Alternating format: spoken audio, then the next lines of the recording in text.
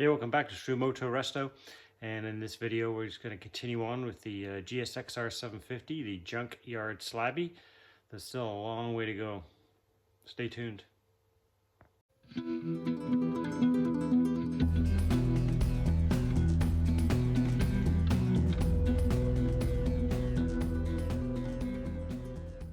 So like I said, this is going real slow. But you can't rush these things.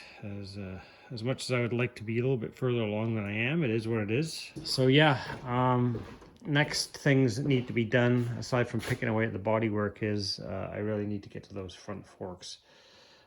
Once the forks are on, that'll kind of put me in good stead for putting the wheels back on the bike, putting the swing arm on. And I think I've said that the last two videos, I was going to get those forks done. So here's the thing about doing forks. I find that it is the worst and messiest job. I don't know if it's just my techniques or what it is. Yeah, I'm not sure what it is about doing fork seals, but every time I do fork seals, I get a mess everywhere. I can put drop sheets down. I have tubs there to catch all of the oil coming out of the forks. And it never fails. There's a mess absolutely everywhere, every time. As careful as I try to be, it just creates a massive mess. And I don't know, maybe it's my techniques. I've heard other people say the same thing, that it doesn't matter how careful they are, they get it everywhere, and that's the same thing for me. So one thing I've just discovered as I'm looking at my Skoal Bandit decal kit is there is no stripes for the front fender. So I can only assume that, although I've seen different pictures online, it's not to say that they're all accurate, but it appears that the place that I purchased this kit, which has always been very good and very accurate, which is the Imageworks in the UK, the front fender on the 86 does not have the stripes that run this way. I'll put a picture into this video so you can see what I mean. Instead, the whole fender is green, and it just has the Suzuki lettering right here on the front of the fender, whereas I think maybe the 87s had the white stripe down the center with the double green and the Bandit head here. So I prefer the stripes on here. So I've sent an email to Graham at the Imageworks to see if he can send me a set of those decals separately. So here's another thing that I need to start to refinish, which is these foot peg brackets.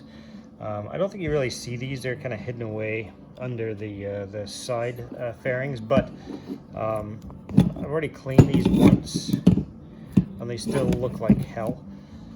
So I'm going to disassemble. When I say clean, I just kind of clean the upper part of these brackets, but they're still dreadfully marked and dirty. So I'm going to disassemble these at some point and maybe try to, try a few things again to kind of clean these up. And if I can't get them the way I want them, then I'll paint them.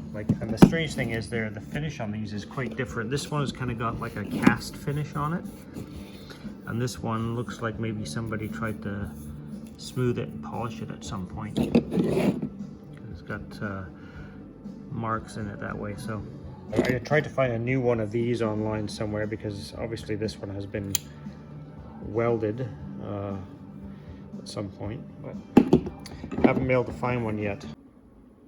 So I've decided to clean up these brake discs before I get into the front forks. These have to go back on the wheels anyway, so we'll see what kind of a job I can do on these.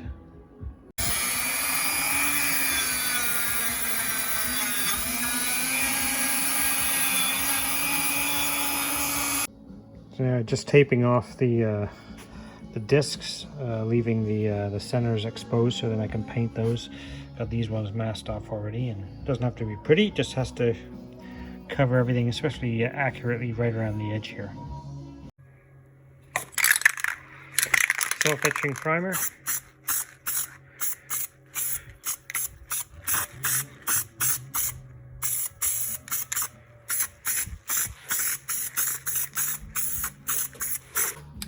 semi-gloss paint.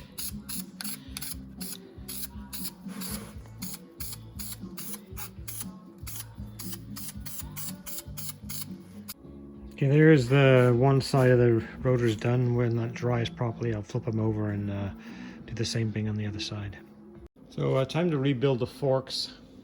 And so I guess the first thing to know is that before I took these out of the triple clamp, I did loosen the cap on the top end, because that becomes a huge pain in the backside to remove unless you loosen it before you pull those out of the triple clamp. So I did that. I took the pinch bolt out of the bottom here.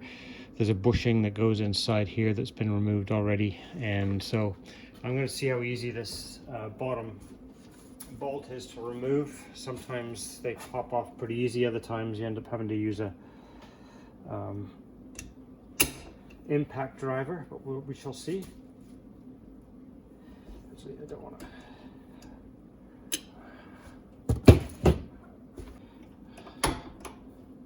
Let's do it that way.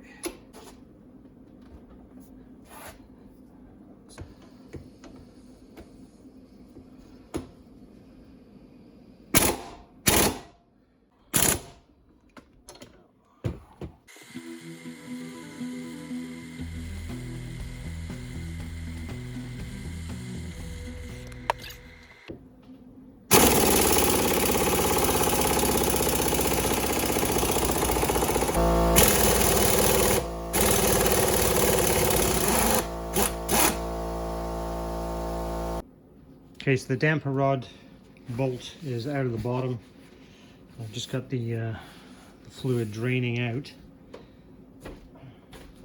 So, just took a little bit of heat.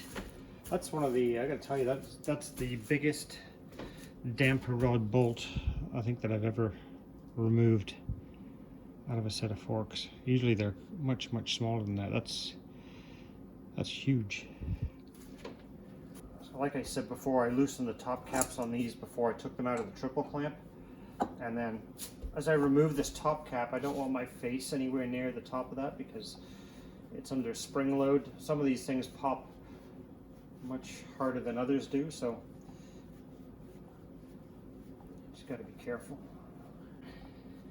There we go. Ooh. Yeah, that was under quite a bit of load.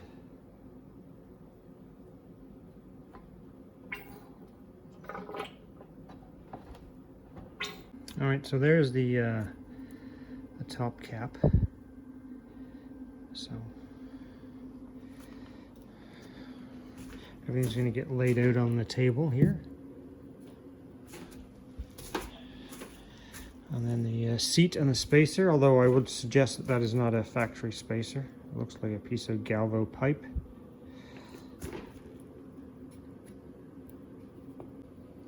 I will say that I backed off the preload adjuster before I took all this stuff apart, so you can see the pin right there. It's like a cam, same sort of idea that you see on the old style, the rear shocks where you have the preload adjuster. It's the same sort of technology. So it's the locking pin is in the softest setting, and as you crank it down, it gets incrementally harder. So anyway, I backed it off to the lowest tension. Just makes disassembly and assembly a little easier.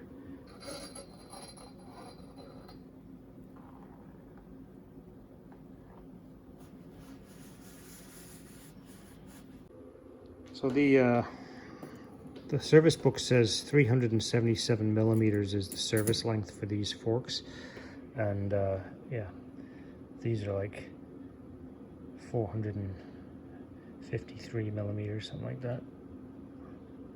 So clearly not the stock spring, for sure. So I've just tipped the fork upside down, extracted the damper rod and the rebound spring. I gave it a shake. I didn't feel or see anything else fall out of there. Sometimes there's I think an oil cap or whatever. I haven't found that yet, if there is one in there. Sometimes they kind of get stuck in the bottom, so I'll have to keep an eye open for that.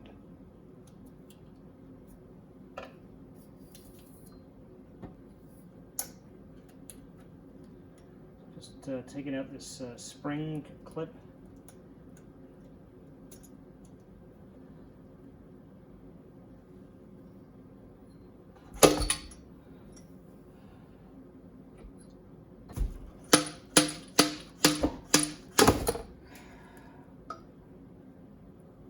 can see the oil lock in here. So let's get that out.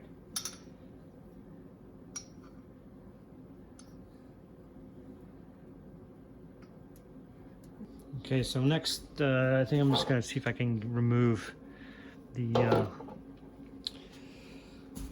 whatever they call this thing. It's the valve, control valve, I don't know, it's probably got a name. I just don't know what it is.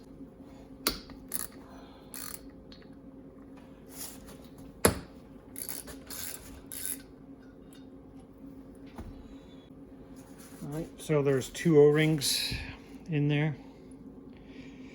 I might see if I have some spare ones, put new ones in there just so I don't have any issues with leakages. Looks like these have been drilled, these Allen bolts.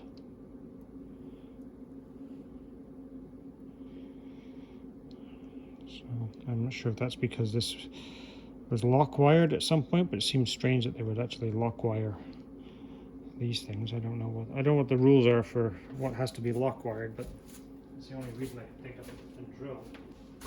Okay, so there's one fork that has been disassembled, and so I think I'll get to work on the next one, get it apart the same way. And so what has to happen now is these fork lowers have to get refinished because they are a bit of a mess. So that has to get done, and then also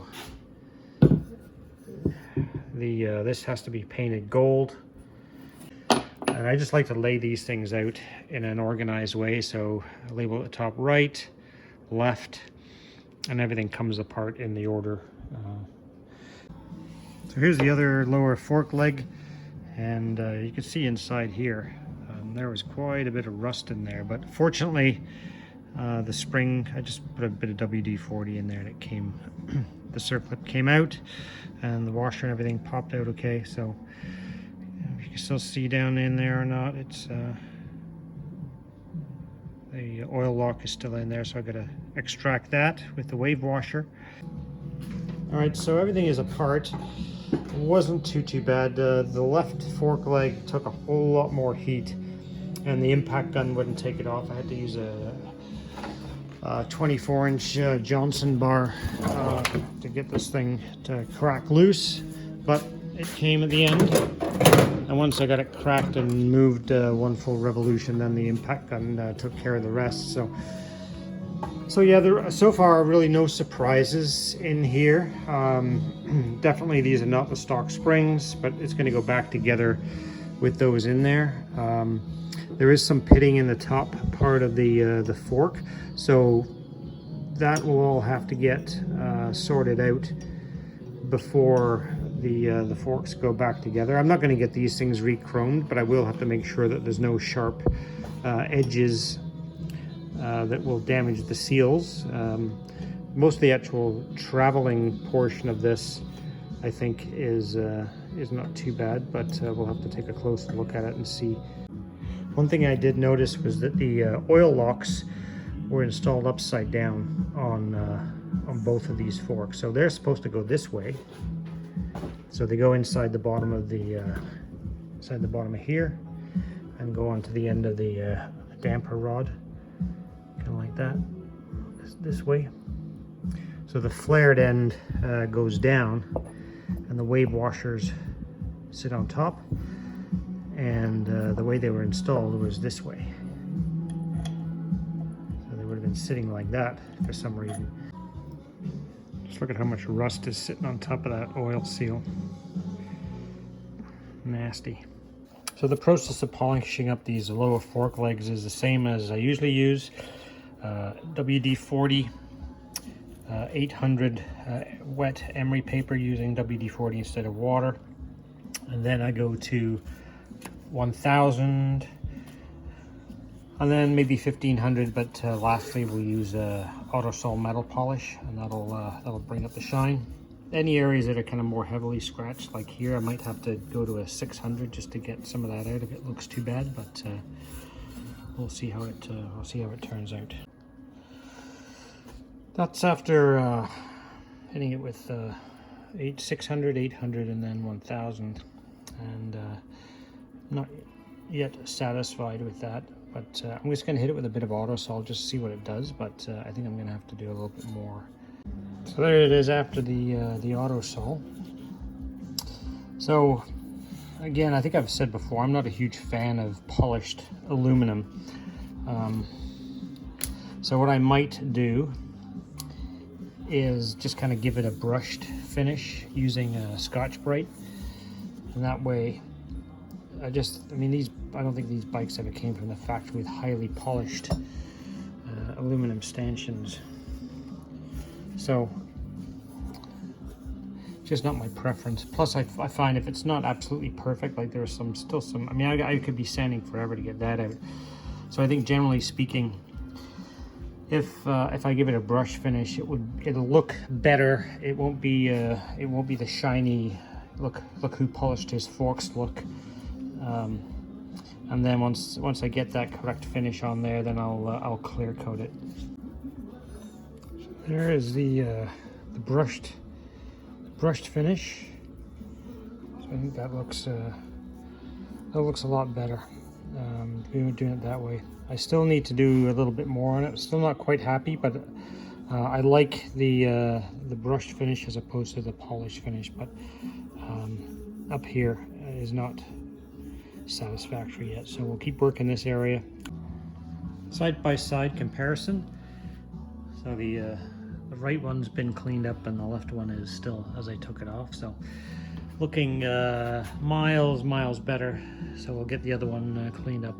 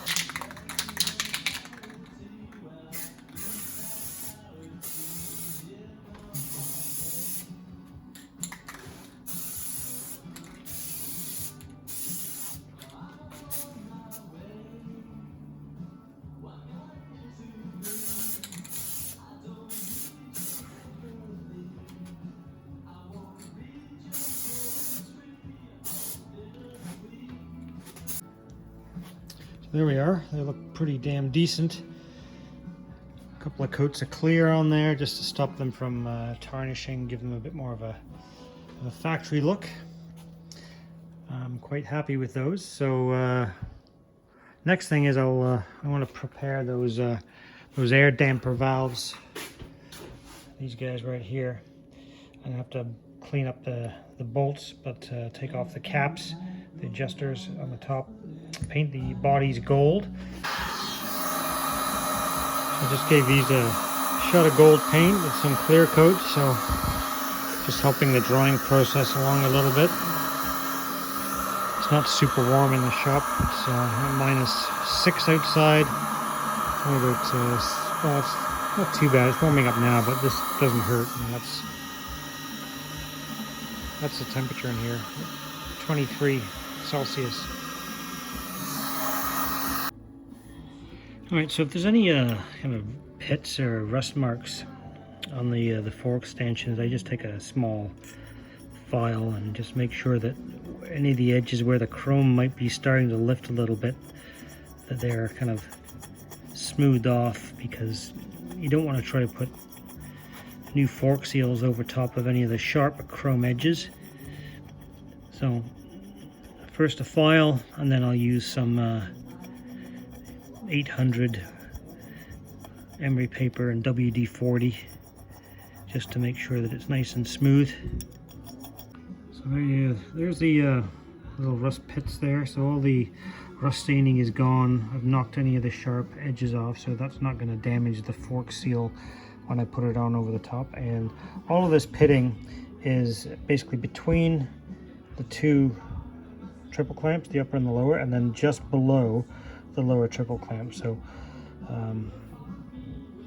As long as I don't damage them getting on, they shouldn't have any issues once they're on, because the area that they're actually traveling in down here is in nice shape. All right, so new O-rings in here to make sure this is nice and sealed up properly. I clean the bolts on the wire wheel. Now, as far as the reassembly goes, that I didn't record everything because I got too far ahead of myself. But basically what I did was I put the damper rod and return spring inside this upper fork leg, the chrome tube here first. So then the damper rod was sticking out of the bottom of here. Then I put the oil lock and the washers over top of the damper rod in the correct orientation. So the flared end at the bottom and the spring washers, wave washers at the top. And then I put what I use to keep that in place while I insert it into the lower leg is this thing. It's just it's a piece of broom handle sharpened at one end. You kind of jam that inside the damper rod, and that basically will stay in here, and you can hold the damper rod in place while you screw in the bolt with those are the old crush washers. I put new crush washers on there and some calls for thread locker. So I put that in there, and I've kind of tightened that down as much as I can at this point, using that to hold it. I'll have to torque it down a little bit more once I get enough spring pressure on it. So next steps is to start putting in all of this stuff. New fork seals are here. Fork seal driver, 41 millimeters.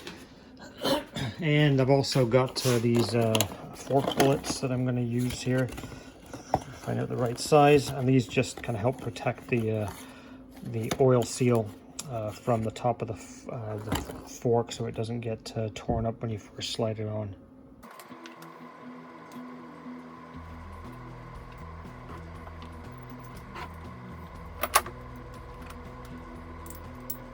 So I'm just going to seat the bushing first.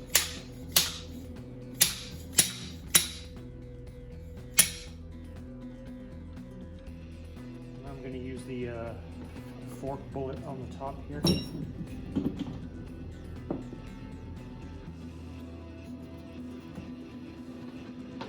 And rubber grease.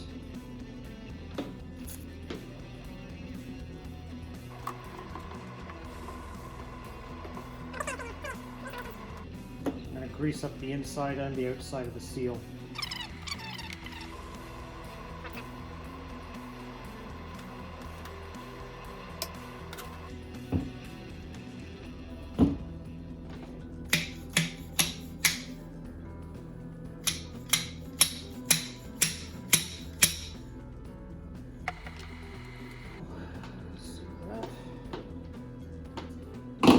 Like to be careful that I don't touch the rubber part of that seal when I'm popping that spring in there. So.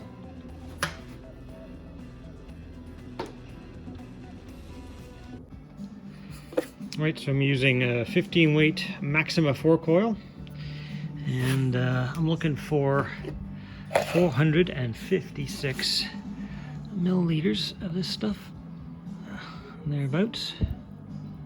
Manual collars for the 15 weight.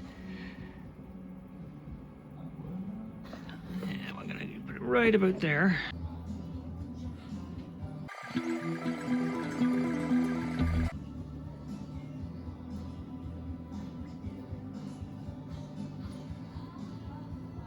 Just gonna stroke up this fork a few times.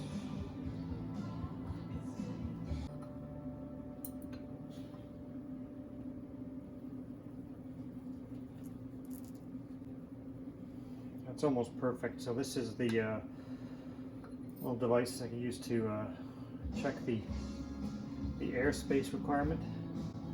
So it's set at 107 millimeters, and it was pretty much bang on. It drew off a very, very small amount. Tighter coils to the top.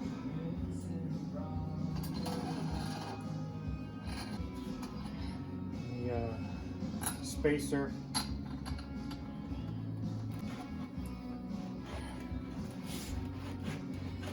Right, so there's one done. Now what I'm going to do is I'm just going to snug up the damper bolt at the bottom, just to make sure that I've got enough torque on that. All right, so everything is back together, and so what I normally do, just to make sure that I don't want to stick these on one side and just kind of forget about them and have a mess in case they decide to leak. So basically I just stick some shop towel in the bottom of this old washing up tub, and I'll let those sit there for a few days, and that way I can be sure that either the O-rings of these are not leaking, or I don't have any leaking from the damper rod bolts at the bottom.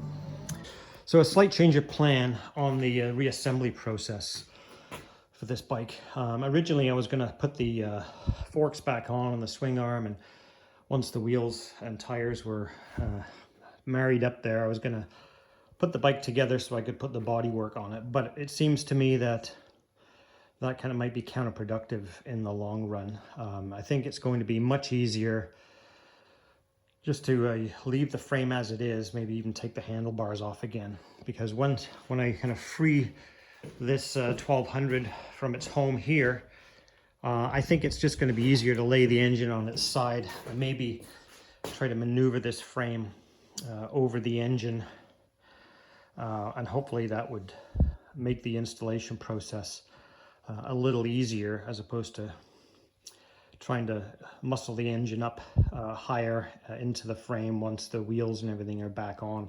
And I'm hoping the vinyl arrives next week for the seat. So please like, share, and subscribe. It's very much appreciated. I appreciate everybody watching. It really does help the channel when you subscribe and when you comment. And I like reading the comments, and I try to answer as many as I can, if not all of them. So thanks again. I appreciate it. And stay tuned for more from True-Moto-Resto. Thanks.